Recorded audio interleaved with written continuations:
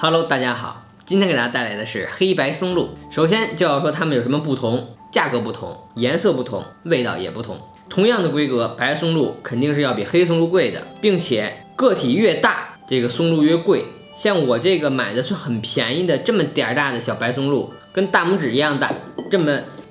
1斤是1000多。不要打问号，这个1斤的价格在白松露里确实是很便宜的。然后黑松露呢，明显要比这个白松露大很多，这个黑松露1斤才500多。当然了啊，这个才也是跟这个对比起来，并不是觉得它便宜，并且这玩意儿到目前为止都不能人工繁殖培育。然后就是味道，个体的话，你这么直接的闻，其实闻不出太大的区别，但是一盘子白松露跟这一盘子黑松露对比，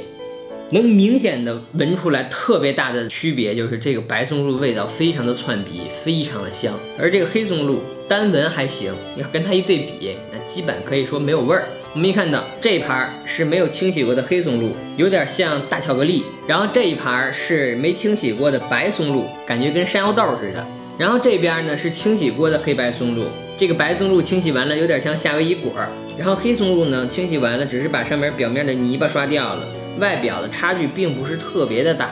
接下来就是看它们的横切面。还有一点在这儿要科普一下，就是黑松露呢现在还不到季节，这个黑松露现在切开以后，其实里边还是白色的。黑松露最佳的季节是11月底12月份，但是为什么我现在做了呢？因为现在是新鲜白松露的季节，这个白松露切开了之后跟外表的颜色没什么区别，都是这种奶白色的。为了做对比，我还准备了就是我平时吃的黑松露，因为新鲜的黑松露它是季节性的，并不是全年都有，所以这个呢是去年季节最好买的品质不错的黑松露冻起来了。这个东西你要是超低温冷冻的话也能保持很久。切开以后可以看到，非常的漂亮，里边特别的黑。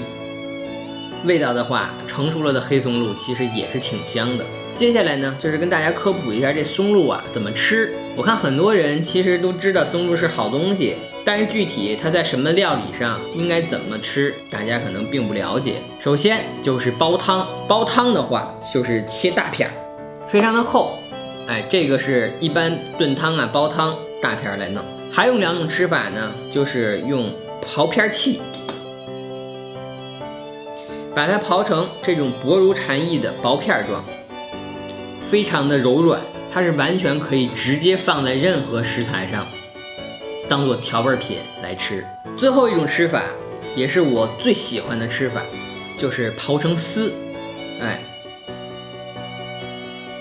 这种丝状的松露真的是放在任何食材上，意面呀、金枪鱼、和牛等任何的食材都是特别的香。也是因为这种吃法，我才爱上了松露这个东西。好啊，别以为到这儿就完了。接下来呢，我再跟大家分享一个这个黑松露的吃法。为此我还准备了这个 M9 加的和牛肉片，上面写的是西冷部位片成的片，非常的奢侈。虽然说是 M9 加，其实它的级别已经达到了民间的 M12。为什么我不爱说 M12 呢？因为这个官方没有这个评价。但是可以说啊，这个虽然比不上日本的 A5，但也绝对是澳洲和牛的最顶级的级别了。平底锅小火加热，然后下肉，一滴油都不用放，因为这个肉的脂肪含量很高。一面渐变色后翻面，几秒钟后出锅，一气呵成，非常的简单。烹饪好后，根据自己的口味轻重，撒一点这个黑松露盐，然后把磨好的黑松露丝放在上面，就算搞定了。再次强调一下啊，我这个嗨起泡酒开这个瓶盖的时候一定要小心点，千万别对着自己，不然的话容易崩着脸。OK， 都准备完毕。首先就是从这个冷冻后的黑松露开始品尝，一大片和牛满满的包裹住黑松露，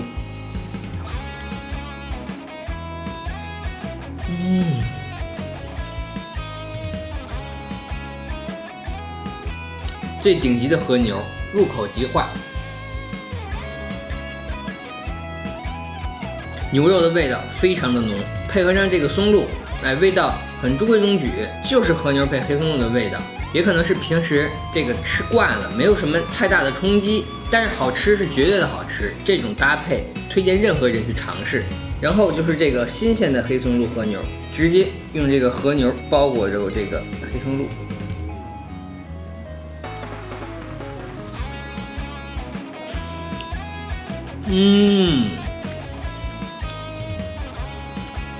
肉香，松露盐的咸，再加上这个虽然没有到季节的黑松露，味道要比到了季节冷冻过的黑松露还浓郁。这个黑松露的味道没法用一些平时吃的食物来形容，非要形容的话，跟大香菇有一丢丢的接近，但是肯定味道完全不一样啊。要非要形容的话，那它还是有一丝丝那种菌菇的味道。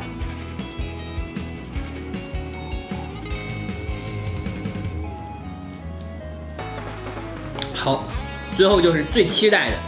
新鲜的白松露和牛。这个白松露刨成丝后，真的非常的漂亮，直接用和牛包裹住。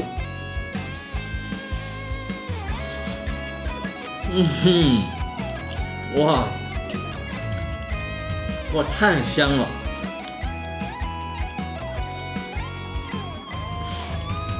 好吃到无法用语言形容。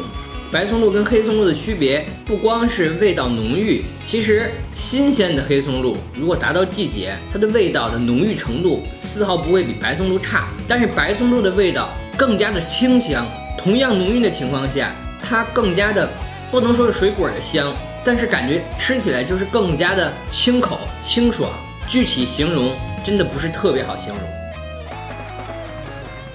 但是最后做个总结的话，这个非常好总结，就是松露那新鲜的一定是比冷冻过后的好吃，并且我个人而言也是更喜欢白松露。我从一开始做视频就基本上都是最贵的不一定最好吃的，但是今天这期视频确实是最贵的白松露要比黑松露好吃。好啊，总结就这么多，那么这期视频就到这里，如果喜欢我的话记得关注哟，下期再见，